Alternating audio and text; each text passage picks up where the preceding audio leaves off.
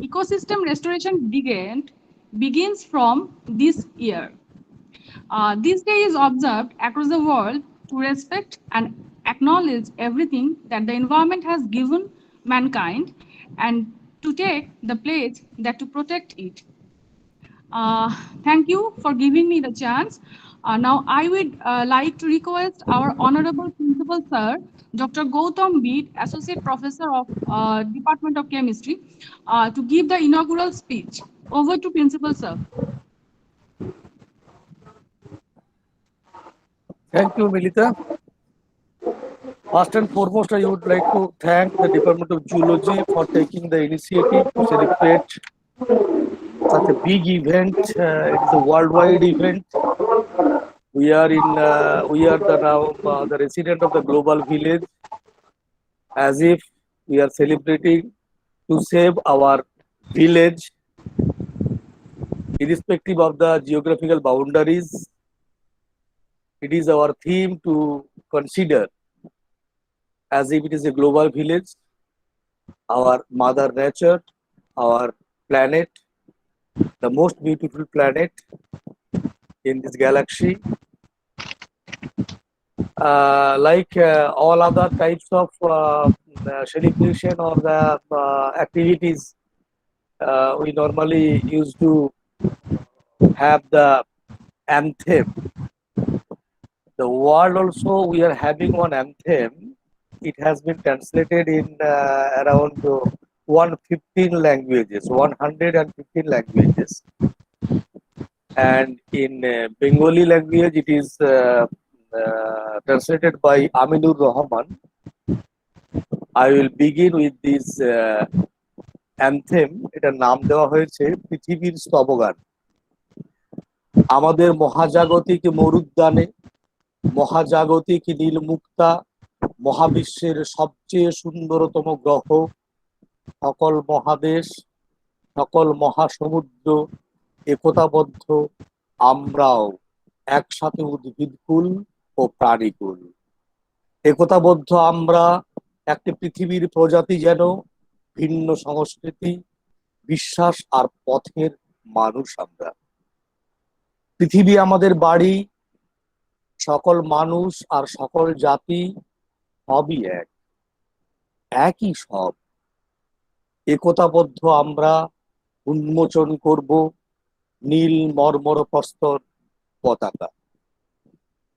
যাই হোক, এটা ছিল আমাদের পৃথিবীর স্তবগান। বিসাইডস দিস, আমি এই ওয়ার্ল্ড এনভায়রনমেন্ট ডে সেলিব্রেশন বিষয়ে, যেটা আমাদের শুরু হয়েছিল বহুকাল আগে, প্রত্যেকবারই আমাদের একটা করে থিম থাকে। এইবারের থিম নিয়ে অলরেডি আমাদের মিলিতা দুটো কথা বলেছে। আমাদের এছাড়াও আমাদের বেশ কিছু থিম আরো অন্যান্য ইয়ারে যেগুলো সিলেক্ট করা হয়েছিল বা ভাবা হয়েছিল, সেই থিমগুলো শুনলে মোটামুটি বোঝা যাবে। আমি সবগুলো বলবো না, কয়েকটা সিলেক্টিভ বলবো। যেমন এইবারের থিমটা হচ্ছে, as it has already been mentioned by Dr. Milita Roy, this year theme is ecosystem restoration, and as you know all that it will be hosted by Pakistan this year. On this occasion, United Nations Decade of Ecosystem Restoration will also be launched, and here hand in hand World Health Organization will also participate. And as I have been talking about the theme of other years, in 1976 at the beginning, first theme was vital resource of life, water. Then 1977, we were facing the problems of ozone layer depletion, and that's why that year the ozone layer environmental concern, land loss and soil degradation was the theme of that year's World Environment Day. Then it came development without a destruction. It was such an interesting theme that 78, 79, 80, continuously, consecutive 3 years, almost the same theme was kept. 1978 it was development without destruction. 79 the theme was only one future for our children, development without destruction.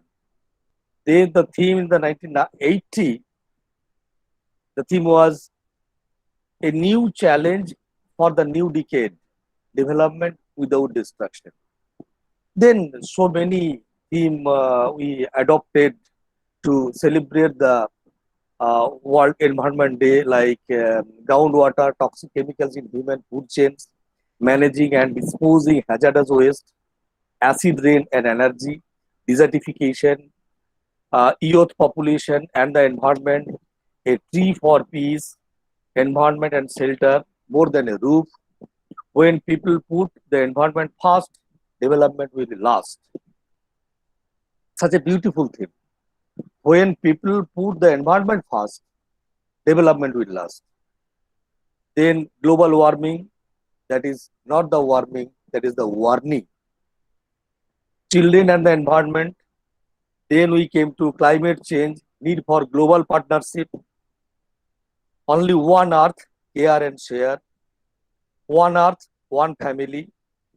We the people united for the global environment, our earth, our habitat, our home, green cities, blah blah blah blah. So many these types of. In all these themes, only one thing is reiterated again and again. That is to save our mother nature, to save our environment, to stop the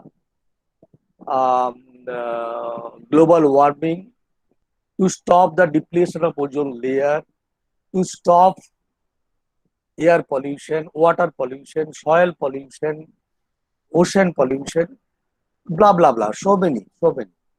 And once again, I wish to thank the Department of Geology of Vijayanagar Mahavidyalaya for taking such an initiative. And I will request all of our students, let us think locally, but let us think globally, but we have to act locally. Your simple input will contribute a lot in the near future. Not only your simple input to save the nature, to save the mother nature, you have to encourage the other people, the laymen, educated people, and the other people to the importance of saving the environment.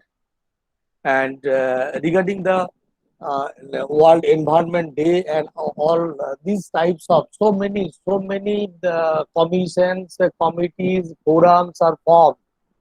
So many. I think that is the only one issue for which throughout the world the maximum numbers of committees,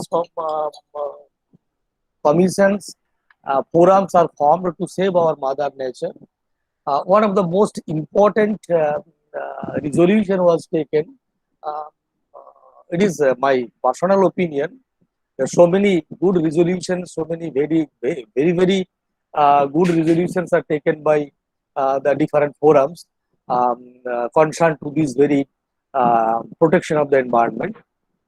The one of the best one is the what we took in the Kyoto Protocol. That is a carbon trading, and they are, as you know, all that pay and pollute. That is working globally now. Now I will request all our students and all the faculty members of the zoology. Can we coin some new ideas? Can we coin some new policies so that carbon trading, what is going on, pay and pollute, it is going on globally. Can we have some process? Can we have some procedures? Can we have some policies by which we can implement this locally? You pollute, but for the pollution, you have to pay for that. With these few words, I welcome you all for this webinar. Once again, thank you, all the faculty members of the Department of Zoology. Thank you very much. And that's it. Thank you, sir. Thank you for your valuable speech. and nice recitation. Thank you for your suggestions. We will think about all those things later. Thank you. Now, I would like to request Dr. Manavish Mojumdar, Associate Professor, Department of Zoology, to introduce our honorable speaker. Over to Dr. Mojumdar. ধন্যবাদ Militão উপস্থিত সকল অভ্যাগতকে সুপ্রভাত এবং সুস্বাগতম Now very good old morning to all of you and heartiest welcome to all of you. It is my astounding pleasure to put forward Professor Oyen Mondal as today's speaker. Professor Oyen Mondal furnished his MSc from the University of Burdwan in zoology. As of known to me, he has 4 publications in national and international journals with high repute, as well as 4 popular articles are also written by him. He is immensely associated with the field of wildlife and nature conservation in West Bengal. He has performed as a consultant, volunteer, and a professional for WWF, Eco Campers, Green Plateau, Department of Forest West Bengal, Wildlife Crime Control Bureau, etc. For the last 12 years, he has delivered popular talks and has been associated with nature awareness program in different national organizations. At present, Professor Mondal has been serving in the capacity of Assistant Professor in Zoology for General Degree College, Mohanpur in West Bengal, Education Service under Department of Higher Education, Government of West Bengal since October 2019. He is also deeply engaged in research work on thermodynamic external principles and stability analysis of wild and domesticated rice field ecosystem in the Department of Environmental Science, University of Burdwan. He is also a lead author of the book A Field Guide to the Spider Genera of India and associated with Spider India Citizen Science Initiative. He is also honored by Natural History Award 2019 by NLC and he is also a life member of Zoological Association of Burdwan. Now with these few words, I request Dr. Mondal to deliver his lecture. Thank you.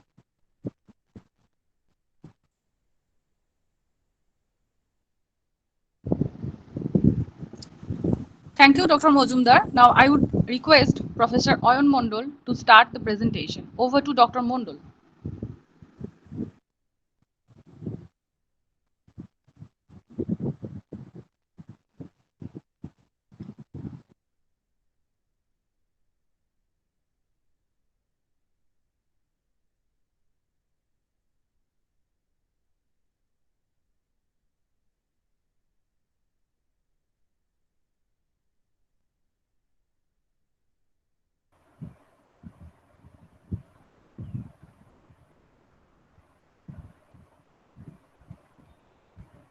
আপনারা কি আমার স্ক্রিনটা দেখতে পাচ্ছেন? দেখা যাচ্ছে। Good morning everyone. Good morning. আমাদের শ্রদ্ধেয় প্রিন্সিপাল স্যারের কথার সুর টেনে বলি, তিনি খুব একটা সুন্দর কথা বললেন যে থিঙ্ক গ্লোবালি অ্যাক্ট লোকালি। আজকে বিশ্ব পরিবেশ দিবসের দিন প্রত্যেক কলেজ, বিশ্ববিদ্যালয় বা এই পরিবেশ বিষয়ক অর্গানাইজেশনই কিছু না কিছু প্রোগ্রাম আয়োজন করবে। তো সেক্ষেত্রে আমি পুরো আমার বক্তব্যটি আমি বাংলায় বলবো, যাতে আমার এখানে যে 80 জন বা 82 জন যে অডিয়েন্স রয়েছে তাদের হৃদয় অবধি অ্যাটলিস্ট পৌঁছাতে পারে। আজকে আমার টপিকের নাম হলো the loss of nature and rise of pandemics. বিশ্ব পরিবেশ দিবস এই 5ই জুন দিনটি চালু হয় 1974 সাল থেকে। তার ঠিক 4 বছর আগে সুইডেন ইউএনওকে একটি চিঠি লিখে জানায় তাদের এই পরিবেশ বিষয়ক উৎকণ্ঠার কথা। সেই সূত্র ধরেই 1972 সালে সুইডেনের রাজধানী স্টকহোমে গোটা বিশ্বের রাজনৈতিক যারা লিডার তারা একত্রিত হয় এই বিশ্ব পরিবেশ বিষয়ক বিভিন্ন ব্যাপার নিয়ে আলোচনা করার জন্য, এবং সেটি চলেছিল 5ই জুন থেকে 16ই জুন অবধি। এই সময়কাল ধরে চলেছিল এবং সেখানেই এই সিদ্ধান্ত নেওয়া হয়েছিল এই 5ই জুন দিন থেকে পরিবেশ দিবস হিসাবে পালন করা হবে। আজকের দিনে দাঁড়িয়ে আমরা যখন এই ওয়েবিনার করছি, মানে ওয়েবিনার করতে হচ্ছে, তার কারণ হলো সেমিনার বা যে জিনিসটা আমাদের আগে ছিল সেটা আমরা করে উঠতে পারছি না। তার কারণ এই কোভিড-19 বা এই করোনা মহামারী, যেটা গোটা পৃথিবীকে গ্রাস করেছে।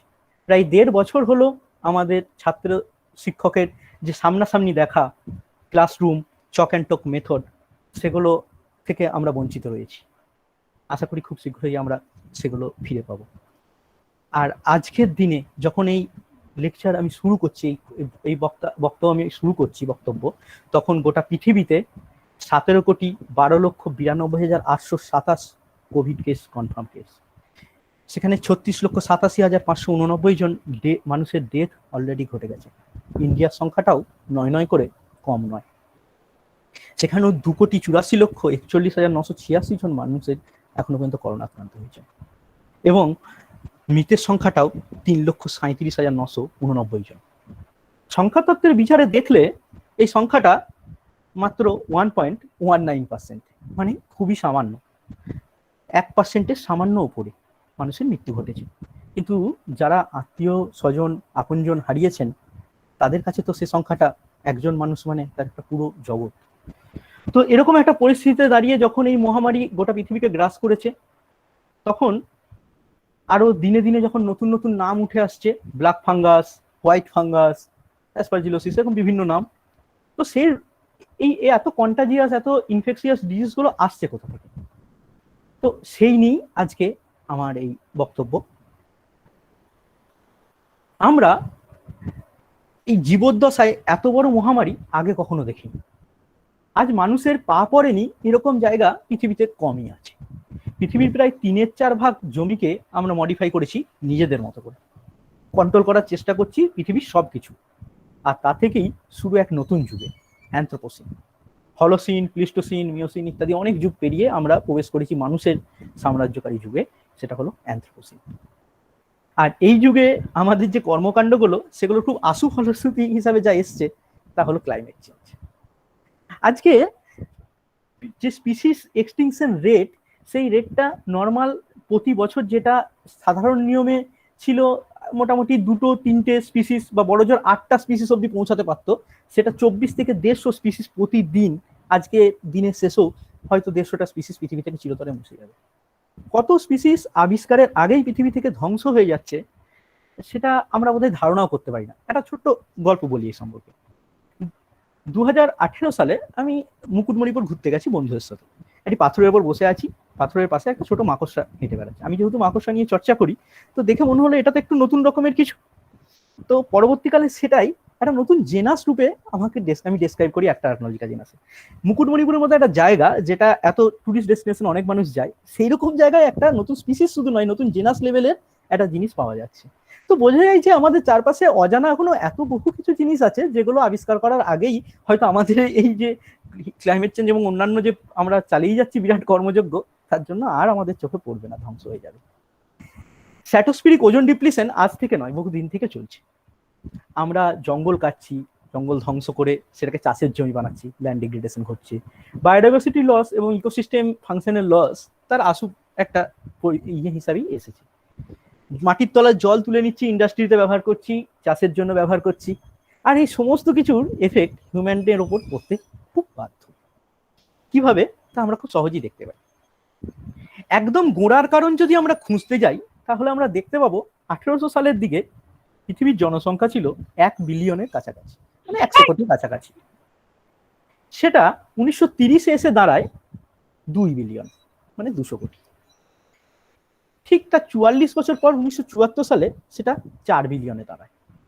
1999 সালে দাঁড়ায় 6 বিলিয়ন, মানে মাত্র 200 বছর পর, 1800 থেকে 200 বছর পর 1999 সালে এসে 500 কোটি, 5 বিলিয়ন মানে 500 কোটি এক্সট্রা জনসংখ্যা পৃথিবীতে অ্যাড হলো। আর 2020-তে সেটা 7.8 বিলিয়ন। তো সহজেই আমরা বুঝতে পারছি কি ভয়ঙ্কর রেটে পৃথিবীর জনসংখ্যা বাড়ছে। আর জনসংখ্যার সঙ্গে সঙ্গে বাড়ছে মানুষের চাহিদা, মানুষের লোভ, মানুষের সমস্ত কিছু। তারই জন্য ইন্ডাস্ট্রিয়ালাইজেশন, তারই জন্য সমস্ত কিছু, এবং ক্লাইমেট চেঞ্জ তার ফলশ্রুতি। হিট ওয়েভ বাড়ছে, এক্সট্রিম ওয়েদার বাড়ছে, টেম্পারেচার বাড়ছে, প্রেসিপিটেশন ঠিকঠাক হচ্ছে না। তার ফলশ্রুতি হিসাবে সোশিও ইকোনমিক ডেমোগ্রাফিক চেঞ্জ হয়ে যাচ্ছে, অ্যাগ্রো ইকোসিস্টেমের হাইড্রোলজি চেঞ্জ হয়ে যাচ্ছে। আগে বছরে আমরা 3টে চাষ নাম শুনেছিলাম, আউশ, আমন, বোরো। এখন কোনো জায়গাতেই 2টো চাষের বেশি কোনো জায়গায় শুনতে পাবেন না, হয় বলে প্র্যাকটিক্যালি। মাইক্রোবিয়াল কন্টামিনেশনের পাথওয়ে চেঞ্জ হয়ে যাচ্ছে, ট্রান্সমিশনের ডাইনামিক্স পুরো চেঞ্জ হয়ে যাচ্ছে। তার ফলে টেম্পারেচার রিলেটেড ইলনেস এবং ডেথ আগের তুলনায় অনেক গুণ বেড়ে গেছে। Extreme weather related health effect অনেক বেড়ে যাচ্ছে। আমরা দেখতে পাই এখন শীতের সময় অনেক বেশি শীত এবং গ্রীষ্মের সময় অনেক বেশি গরম। আগে হয়তো এতটা কখনো দেখা যায়নি। বর্ষা ঠিক মতো হয় না, যখন তখন ঘূর্ণিঝড় আসছে, তার অতিবৃষ্টির ফলে বন্যা, আর কোনো জায়গায় বৃষ্টিই নেই, খরা। Vector borne disease, Rosen borne disease অনেক আগের তুলনায় বেড়ে গেছে। কিন্তু এরকমটা যে হচ্ছে, এটা কিন্তু হঠাৎ করে একদিনে হয়নি, মানুষের বহুদিনের কর্মকাণ্ডের ফলাফল। লাস্ট 20,000 বছরে আমরা যদি টেম্পারেচার ইনক্রিজমেন্টের গ্রাফটার দিকে একটু চোখ রাখি, আমরা দেখতে পাবো লাস্ট কিছু বছরের টেম্পারেচার কিভাবে হু হু করে বেড়েছে। ঠিক একইভাবে এই টেম্পারেচার বাড়ার ফলে ফলে আরো বহু কিছুই ঘটে যাচ্ছে। মেরু অঞ্চলের বরফ গলা, সমস্ত বরফ গলে গেলে কি হবে সেই সব সিনারিও যদি আমরা কল্পনা নাও করতে পারি, তাও বর্তমানে যে সমস্ত হিমশৈল গলে পড়ছে তাতে আমাদের কম ক্ষতি কিন্তু হচ্ছে না। হিমশৈল গলে বেরিয়ে আসছে তার তলায় চাপা পড়ে থাকা বহু দিনের পুরনো বিভিন্ন ভাইরাস, প্যাথোজেন। পৃথিবীতে নতুন ব্যাকটেরিয়া, ভাইরাস কিন্তু অন্য গ্রহ থেকে আসছে না, তারা পৃথিবীতেই ছিল। ওখানে কোথাও বরফের নিচে চাপা পড়েছিল, কোথাও অন্য ফর্মে ছিল, তারা চেঞ্জ হচ্ছে, আর তার ফলে বেরিয়ে আসছে বিভিন্ন নতুন নতুন রোগ। মেরু অঞ্চলে কিছু অ্যানথ্রাক্সের স্ট্রেন বেরিয়ে এসছে, যে অ্যানথ্রাক্সের স্ট্রেন এই পৃথিবীকে নির্মূল করে দিতে পারে কিছুদিনের মধ্যেই। তো আমরা আমাদের কর্মকাণ্ডের ফলশ্রুতি ভোগ করছি বর্তমানে। আমরা যদি কার্বন মনোঅক্সাইড কনসেন্ট্রেশনের দিকে তাকাই, সেটা লাস্ট কিছু বছরে কিভাবে বেড়েছে আমরা খুব ভালোভাবে এই গ্রাফের মাধ্যমে দেখতে পারবো। প্রি ইন্ডাস্ট্রিয়াল এরিয়াতে, মানে যখন 1700 সাল বা 1800 সালের আগে বাতাসে কার্বন ডাইঅক্সাইডের ঘনত্ব ছিল 280 ppm, যেটা আজকের দিনে দাঁড়িয়ে 365 ppm। মিথেন ছিল 700 ppb, আজকের দিনে জানিয়ে 745 ppb। নাইট্রাস অক্সাইড ছিল 270 ppb, আজকের দিনে দাঁড়িয়ে সেটা 314 ppb। সিএফসি তো তখন ছিলই না, আজকে সেটাও 268 ppb। তো এই যে গ্যাসগুলো আগের তুলনায় অনেক বেশি বেড়ে গেছে, আমরা প্রত্যেকেই জানি গ্রিন হাউস এফেক্টের জন্য এই carbon dioxide, methane, nitrous oxide, CFC এগুলোই দায়ী। তো এগুলো আগের তুলনায় কতটা বেড়ে গেছে সেটা আপনারা এই ছকের মাধ্যমে খুব সুন্দর দেখতে পাচ্ছেন। তো স্বাভাবিকভাবেই বিশ্ব উষ্ণায়ন ঘটে চলেছে এবং অন্যান্য তার এফেক্টগুলো দেখা দিচ্ছে। এবার আজকেই যদি আমরা সিদ্ধান্ত নিই যে আমরা আর কার্বন ডাইঅক্সাইড অত উৎপন্ন করবো না, সমস্ত কলকারখানা আজ থেকে বন্ধ করে দিলাম, তাহলে কাল থেকে কি পরিবেশ সমস্ত সব স্বাভাবিক হয়ে যাবে? কখনোই না। এই প্রত্যেকটা জিনিসের একটা অ্যাটমসফিয়ারিক লাইফ টাইম আছে। কার্বন ডাইঅক্সাইডের ক্ষেত্রে 5 থেকে 200 বছর, মিথেনের ক্ষেত্রে 12 বছর, নাইট্রাস অক্সাইডের ক্ষেত্রে 114 বছর, সিএফসির ক্ষেত্রে 45 বছর। তো আরো এত দিন, আজকের দিনে দাঁড়িয়ে যদি আমরা সমস্ত বন্ধ করে দিই আমাদের কর্মকাণ্ড, আমাদের এই সমস্ত ফলশ্রুতিগুলো ভুগতে হবে। আমরা ড্যাম বানাচ্ছি, আমরা ক্যানেল তৈরি করছি, আমরা ইরিগেশন সিস্টেম উন্নত করছি, আমরা এগ্রিকালচারের ইন্টেন্সিফিকেশন ঘটাচ্ছি, আরো বিরাট একটা এলাকাকে আমরা চাষাবাদ যোগ্য করে তুলছি। আমরা নতুন শহর তৈরি করছি, সেখানে আরো বহু মানুষ এসে জড়ো হচ্ছে, আরবান ক্রাউডিং হচ্ছে। আমরা ডিফরেস্টেশন করছি, নতুন নতুন ল্যান্ড, রিক্লেম ল্যান্ড তৈরি করছি। এই সমস্ত কিছুর আশু ফলশ্রুতি কিন্তু খুব একটা ভালো নয়। ওশিয়ান ওয়ার্মিং হচ্ছে, সে তো গ্লোবাল ওয়ার্মিং এর ফলশ্রুতি। আজকে ড্যাম তৈরি করছি, স্নেলরা তার হ্যাবিটেট লস্ট করছে, তার ফলে তারা হিউম্যান কন্ট্যাক্টে আসছে। আপনারা একটা আরেকটা গল্প বলি, সেটা হলো মেলিস দেশে। সেখানে কি করা হয়েছে যে তাদের মাছ ধরার উপর কোনো কন্ট্রোল ছিল না। তো মাছ ধরার উপর কন্ট্রোল না থাকার জন্য তারা প্রচুর পরিমাণে মাছ ধরেছে এবং এইরকম করতে করতে একসময় প্রিডেটারি অধিকাংশ মাছ তারা শেষ করে ফেলেছে। তো প্রিডেটারি মাছ শেষ যখন হয়ে গেল, তখন হতে শুরু করলো কি, তাদের এখানে যে জল শামুকগুলো ছিল, সেই শামুকগুলোর আর প্রিডেটার রইল না তেমন কেউ, কারণ ওই প্রিডেটারি মাছগুলোই তো ওদের ধরে খেত। তো তখন কি হলো, তাদের সংখ্যা অনেক বেশি বাড়তে থাকলো। তার ফলে ব্লাড ফিউক্স মানে ট্রিমাটোড, যেটা সিস্টোসোমিয়াসিস ঘটায়, তাদের নাম্বার অনেক বেশি বেড়ে গেল, মানুষের অনেক বেশি কাছে আসতে শুরু করলো। এখন সেই দেশ এবং তার আশেপাশের দেশ মিলিয়ে প্রতি বছর 10,000 মৃত্যু ঘটে শুধুমাত্র সিস্টোসোমিয়াসিসের জন্য। আমরা কি করলাম, আমরা একটা বিরাট সংখ্যক হাইল্যান্ড, যেটা আগে ছিল হয়তো জঙ্গল বা যা কিছু, সেটাকে আমরা করলাম চাষের জন্য, ধান চাষ বা ইত্যাদি অন্যান্য বিভিন্ন রকম চাষ করছি। তার ফলে সেটা কি হলো, লোল্যান্ড এবং একটা টেম্পোরারি ওয়েটল্যান্ডে পরিণত, জল জমে থাকে।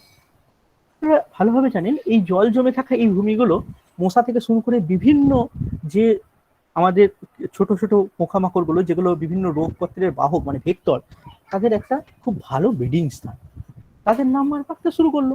খুব স্বাভাবিকভাবে তাদের নাম্বার যদি বাড়তে শুরু করে, ম্যালেরিয়া থেকে শুরু করে জাপানিজ এনকেফেলাইটিস থেকে শুরু করে অন্যান্য সমস্ত জিনিস অনেক পরিমাণে বাড়তে শুরু করেছে। ঠিক একইভাবে যখন আরবানাইজেশন ঘটতে শুরু করলো, তখন আমাদের অনেক অনেক মানুষ একই জায়গায় বসবাস শুরু করলো, শহর তৈরি হলো। শহর তৈরি হলো ঠিক কথা, কিন্তু স্যানিটাইজেশন সিস্টেম বা ওয়াটার কন্টামিনেশন যে ঘটে থাকে আমাদের একটা বিশ্বের বিরাট সংখ্যক লোক শুদ্ধ পানীয় জল পায় না। তো সেই জন্য কলেরা ডেঙ্গু তো বাড়বেই। আজকে একবার যদি বন্যা হয়, বিভিন্ন জায়গায় পুকুর থেকে শুরু করে নদীর জল এদিকে সমস্ত জায়গায় ঢুকে যায়। অনেকেই জানেন কিনা জানি না, কোপেপড বলে এক ধরনের জু প্লাঙ্কটন আছে। জু প্লাঙ্কটন মানে জলের ছোট্ট ছোট্ট যে সমস্ত মাইক্রোস্কোপিক আমাদের কিছু পোকা বলা যেতে পারে। তো তারা খুব ভালো, এই কোপেপড খুব ভালো কলেরার বাহক। তো যখন কোনো একটা জায়গায় এরকম বন্যা হয়, বাংলাদেশেই আমি বলেছি 2007-এর ঘটনা, যখন বন্যা হয়েছিল তারপরেই দেখা গেল কলেরার মহামারী। এই কলেরার মহামারী হওয়ার কারণে কিন্তু তার আগে বন্যা, তার আগে মানুষের এই সমস্ত কিছু অ্যাক্টিভিটি, ওই কোপেপড গুলো সমস্ত জায়গায় যখন ছড়ালো, তখন তাদের সঙ্গে সঙ্গে ছড়ালো কলেরার জীবাণু। কলকাতায় প্রতি বছর মোটামুটি বর্ষাকাল বা একটু আগে থেকে আমরা ডেঙ্গুর প্রাদুর্ভাব শুনতে পাই। আর ডেঙ্গুর প্রাদুর্ভাব শুনলেই আমাদের প্রত্যেকের মাথায় একটা নাম চলে আসে, এবং শুনতে পাবেন সব থেকে বেশি ডেঙ্গু কোথায় হচ্ছে না, সে কেষ্টপুর খালের পাশে। কেষ্টপুর খাল, যারা কলকাতা যান বা জানেন তারা সবাই জানেন যে কলকাতার মেন সিউয়েজ মানে ড্রেনের জল বয়ে যাওয়ার একটা জায়গা এই কেষ্টপুর খাল। ঠিক এই একইভাবে আমাদের র্যাবিস বাড়তে শুরু করলো যখন আমাদের পরিবেশ থেকে শকুনের পরিমাণ কমে গেল। হ্যাঁ, শকুনের পরিমাণ কমে গেল বলে র্যাবিস বাড়ছে, কিরকম অদ্ভুত কথা বলছেন। হ্যাঁ, শকুনের পরিমাণ যখন কমে গেল, তখন কি হলো, স্বাভাবিকভাবে যে সমস্ত ভাগাড়গুলোতে আগে শকুনরা সমস্ত খাবার খেয়ে, মানে মরা পচা খাবারগুলো খেয়ে নিত, সেটা আর শকুন খেতে পারছে না, কারণ শকুন নেই। তার ফলে স্ট্রে ডগের পরিমাণ প্রচন্ড বৃদ্ধি পেল। স্ট্রে ডগের সাথে সাথে বৃদ্ধি পেল র্যাবিস। জিনিসগুলো কি সুন্দর মালায় গাঁথা, একটার সঙ্গে আর একটা জিনিস আপনি এখান থেকে টুক করে সরিয়ে নিলেন, পুরো মানে জিনিসটা, পুরো সিস্টেমটা এরকম ভাবে ভেঙে পড়বে। আজকে এই প্রত্যেকটা জিনিসের ইকোলজিক্যাল কনসিকুয়েন্স আমরা কিছু না বুঝে একটার পর একটা চেঞ্জ করে চলেছি। আমেরিকায় ইঁদুরের পরিমাণ বেড়ে যাওয়ার জন্য তারা কি করলো, ইঁদুর ধ্বংসের জন্য ব্যাপক হারে বিভিন্ন প্রকল্প চালালো, ইঁদুরের ডাইভার্সিটি কমে গেল।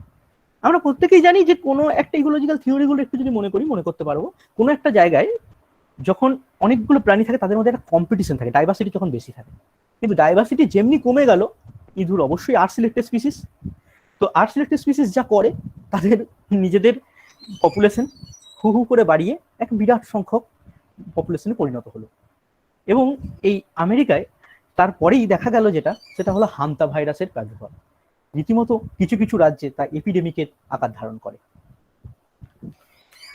আমরা যখন চাষাবাদ শুরু করলাম, একটা বিরাট এলাকাকে যখন এই লোল্যান্ড জলভূমিতে পরিণত করলাম, তার সঙ্গে সঙ্গে আমরা সেখানে শুরু করলাম কি, কীটনাশক দিতে। কীটনাশকগুলো বিভিন্ন যে দিতে শুরু করলাম, সেগুলো খুব তাড়াতাড়ি সেখানকার জলকে বিউটিফিকেশন ঘটাতে শুরু করলো।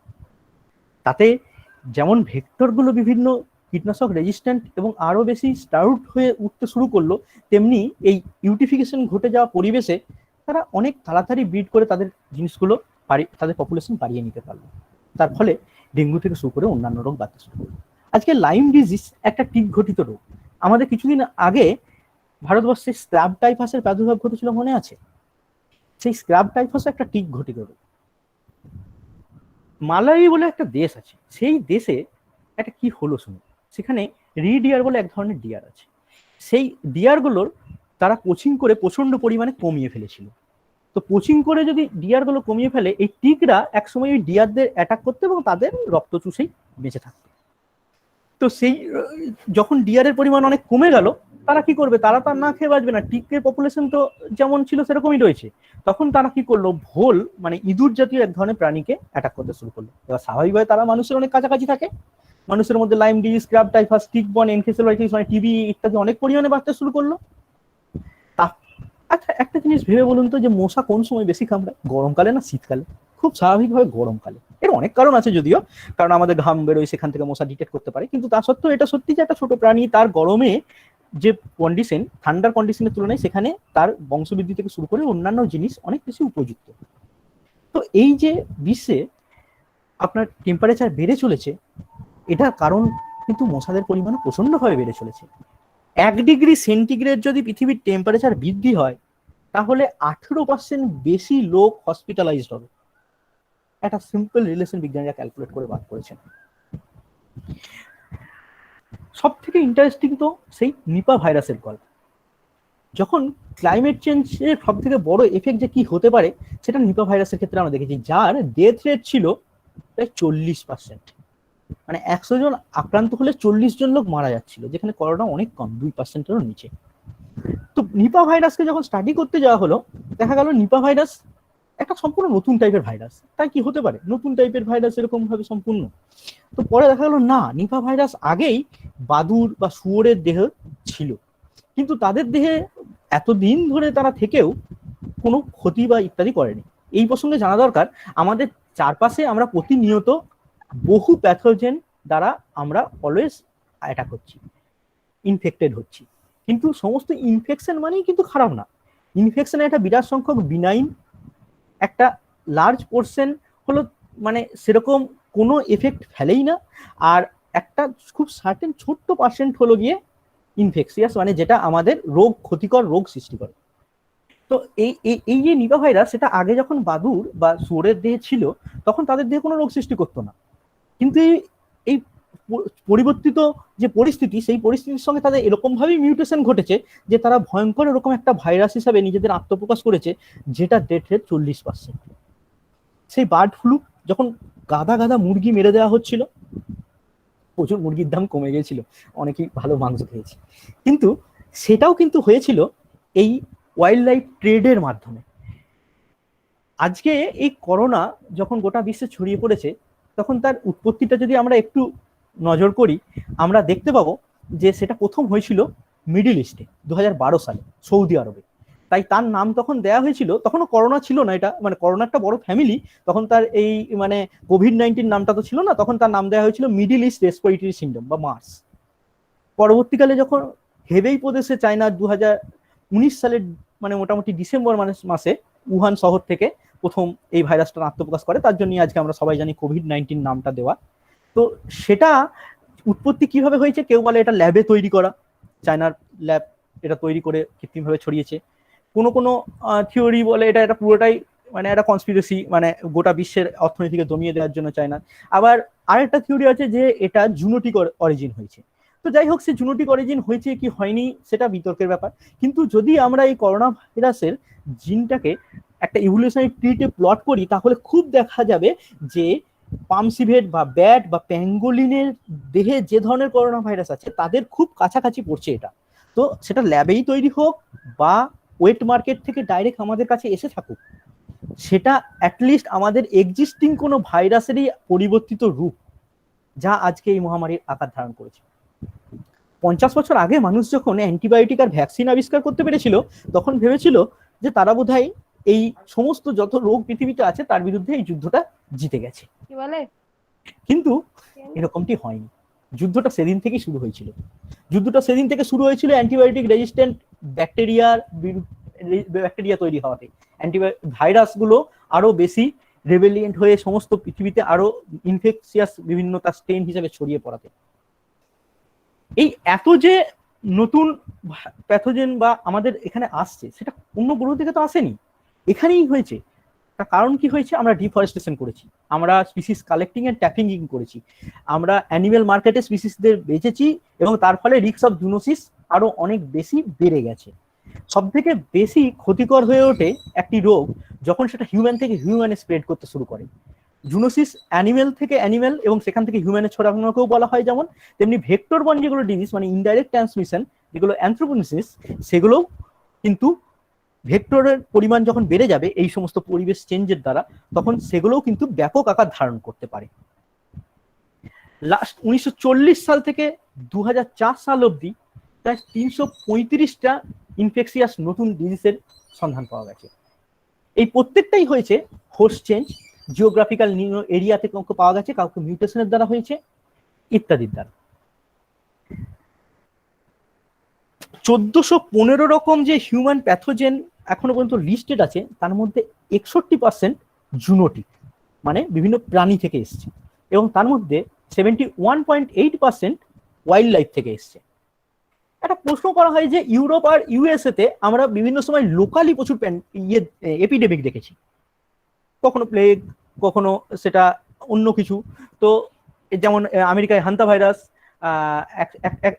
বিভিন্ন জায়গায় এই সমস্ত যে ছোট ছোট জায়গায় যে এপিডেমিক গুলো হয়েছে, সেই এপিডেমিক গুলোর কারণটা কি? কারণ আমরা যদি ট্রেডের দিকটা লক্ষ্য করি, এশিয়া আফ্রিকার মতো গরিব দেশগুলো থেকে এই ওয়াইল্ড লাইফ ট্রেডটা টোটালটাই হয় ইউরোপ এবং আমেরিকার এই দেশগুলোতে। আমরা যদি গোটা পৃথিবীতে জুনোটিক প্যাথোজেন ফ্রম ওয়াইল্ড লাইফে রিস্ক ডিস্ট্রিবিউশন দেখি এবং ভেক্টরবর্ন প্যাথোজেনের রিস্ক ডিস্ট্রিবিউশন দেখি, তাহলে আমরা দেখতে পারবো সেটা zoonotic pathogen from non wild life মানে গবাদি পশু বা ড্রাগ রেজিস্ট্যান্ট প্যাথোজেন তাদের থেকে অনেক কম।